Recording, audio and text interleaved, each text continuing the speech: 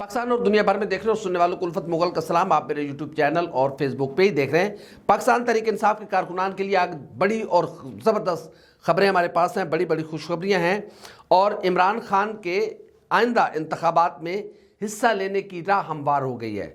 मुश्किलात ख़त्म हो गई हैं, अच्छे दिनों का आगाज़ होने को है।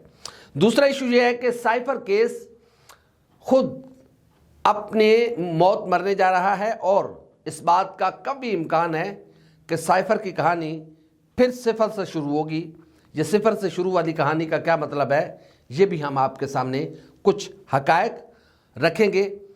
तो पहली खबर की जानिब आते हैं कि पाकिस्तान तहरीक इंसाफ के चेयरमैन इमरान खान को तोशाखाना केस में जज हुमायूं दिलावर ने 3 साल की कैद और नाअहली सुनाई थी और जुर्माना भी उन्हें किया था। और ये सज़ा इस तरह की सज़ा थी कि जो इस केस में जितनी बनती नहीं थी उससे ज़्यादा सज़ा सुना दी हुमायूं दिलावर साहब ने। अब हुमायूं साहब को डोज ज़्यादा थी, हुमायूं साहब को गुस्सा ज़्यादा था, क्या मामला था, या फिर उन्हें लंदन जाने की बड़ी जल्दी थी तो उन्होंने हद से ज़्यादा तजावुज़ किया और सज़ा सुना दी। जिसके बाद इनाम के तौर पर वो लंदन चले गए एक जुडिशरी कॉन्फ्रेंस में। वहाँ पर लय दे हुई जब उनको एहसास हुआ अपनी गलती का तो उन्होंने अपना ट्रांसफ़र ही वहाँ से करवा लिया और रिटायरमेंट जजेस के हट के अब वो जुडिशरी के दीगर जो उमूर है उस पर उन्होंने अपना ट्रांसफ़र करवा लिया है। इस मामले को लेकर पाकिस्तान तहरीक इंसाफ फौरी तौर पर अदालत गई थी और इस्लामाबाद हाई कोर्ट के चीफ जस्टिस जनाब आमिर फारूक साहब ने इस फैसले को कालादम करार दे दिया था। अब इसको मुकम्मल तौर पर मुअत्तल करवाने के लिए पाकिस्तान तहरीक इंसाफ ने फिर से जस्टिस आमिर फारूक साहब की अदालत से रुजू किया है, क्योंकि ये केस खुद चीफ जस्टिस साहब सुन रहे थे। तो आज इसकी समाअत हुई। आज इसकी समाअत में जब चीफ जस्टिस साहब ने इलेक्शन कमीशन के वकील से सवाल किया तो उन्होंने कहा जी मेरे पास तो इसकी पहली बार मैं इस केस में आया हूँ, मेरी तो तैयारी कुछ नहीं है, मेरे पल्ले कुछ नहीं है जो मैं आज आपसे बात करूँ, मुझे थोड़ा सा टाइम दिया जाए। टाइम लेने का मतलब ये है कि चूँकि हम आपको समझा देते हैं ये फैसला इतना कमज़ोर था कि इसको पहले ही अदालत जो है वो इसको मुअत्तल कर चुकी हुई है। अब इसको मुकम्मल तौर पे कालादम होना है। जैसे ही कालादम होगा, क्योंकि मुअत्तल सज़ा है तो इमरान खान इलेक्शन पहले भी लड़ सकते थे। अब 100% कई इबहाम कहीं ना रहे, 100% इमरान खान के इंतखाब लड़ने का रास्ता खुलना जा रहा है।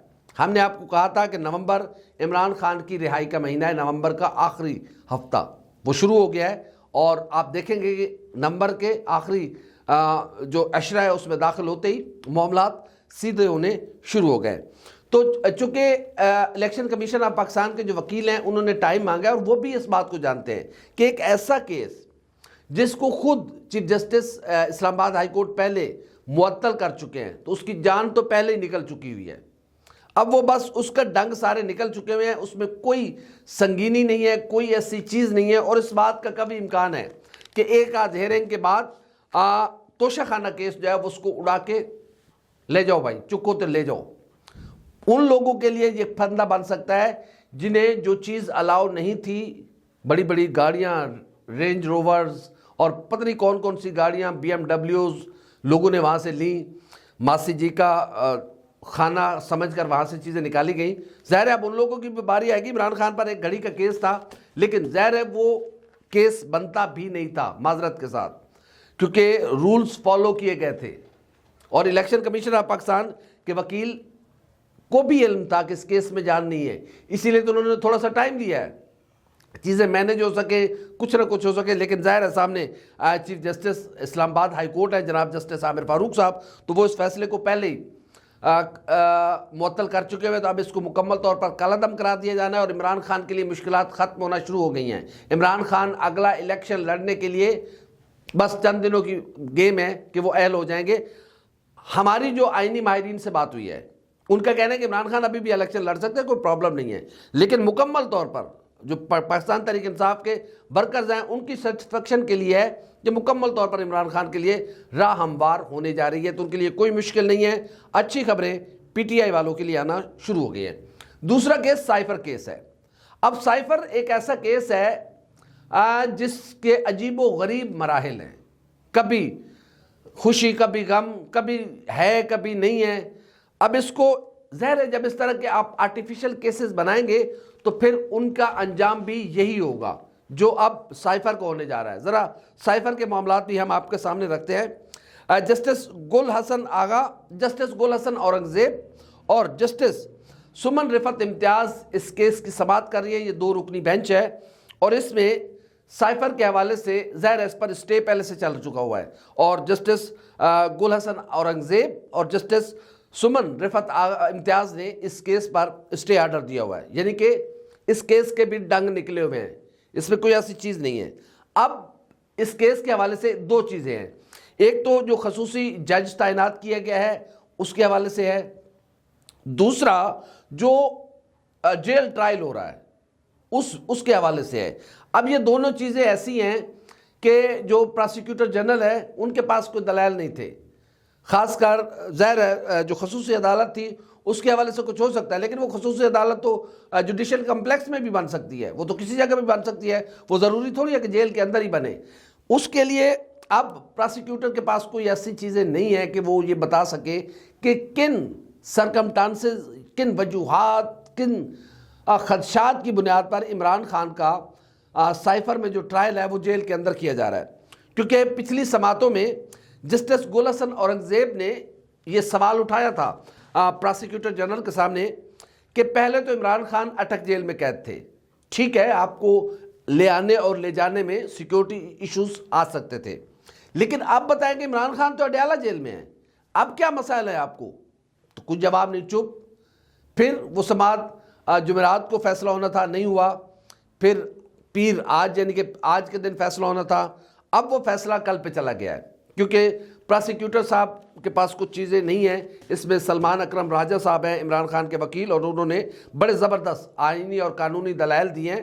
ظاہر ہے جب آئینی اور قانونی دلائل دیے جاتے ہیں تو ہمارے ججز آئین اور قانون کے مطابق فیصلہ کرتے ہیں اور فیصلہ سناتے ہیں۔ تو اس بات کی توقع ہے کہ عمران خان کے لیے ایک بڑا ریلیف اس حوالے سے میں کہہ رہا ہوں کہ پہلے سے یہ سائفر کیس جو ہے وہ اسٹے آرڈر پہ ہے، یعنی کہ ایک تو پہلا عمران خان کے لیے ریلیف کہ ان کی جو جیل ٹرائل ہے اس کو ختم کر کے اوپن ٹرائل، جو کہ ہر ملزم کا حق ہے کہ اوپن ٹرائل ہو اور اس میں کسی قسم کا کوئی ابہام نہ رہے، تاکہ کہیں پہ یہ نہ تاثر جائے کہ کہیں پر کوئی معاملات کو طے کیا گیا ہے، جج پر پریشر ہے، کسی اور پر پریشر ہے، کوئی کیا کر رہا ہے۔ اوپن ٹرائل کا مقصد یہی ہوتا ہے کہ کہیں پر جو آئین، قانون اور انصاف ہے وہ کمپرومائز نہ ہو۔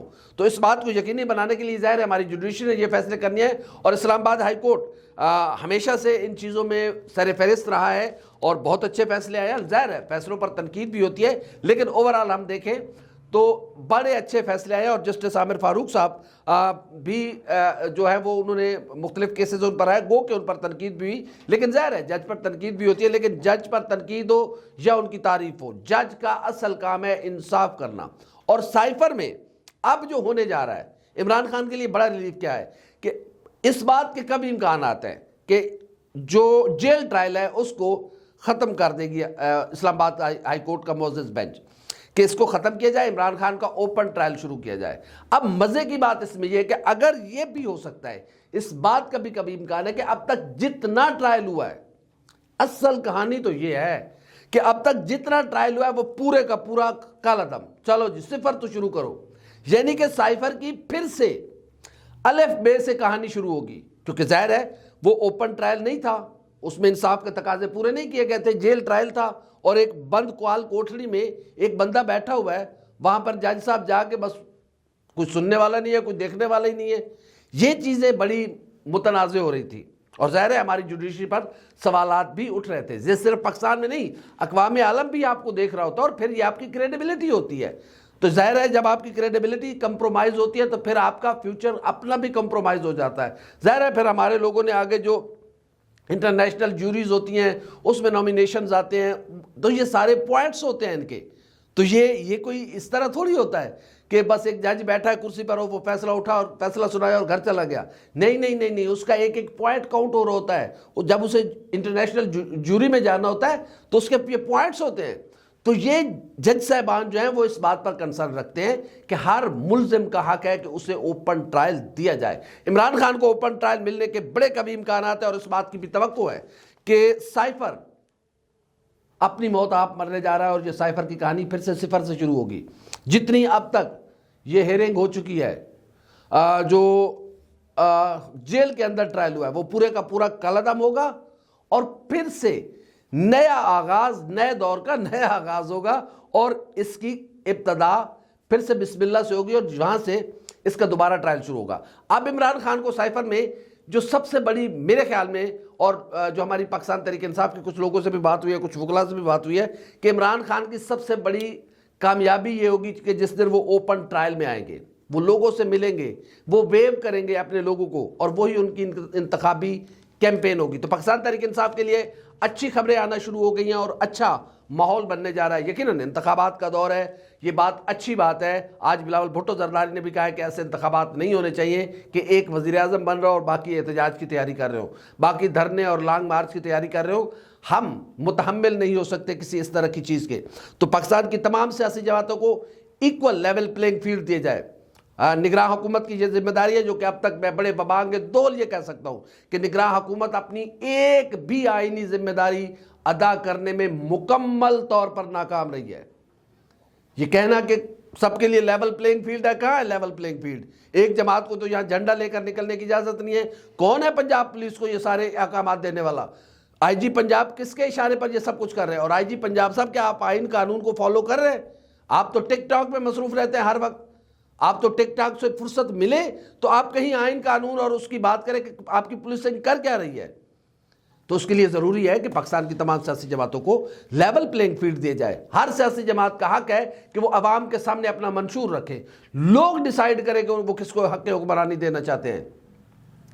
یہ محلاتی سازشیں, یہ ٹھنڈے کمروں میں بیٹھ کر وزیر اعظم بنانے اور وزیر اعظم ہٹانے کا سلسلہ اب ختم ہونا چاہیے, کیونکہ 75 سالوں میں ہم نے اس سفر میں کچھ نہیں حاصل کیا, ہم نے سب کچھ گنوایا ہے اور اب گنوانے کے لیے ہمارے پاس کچھ نہیں بچا.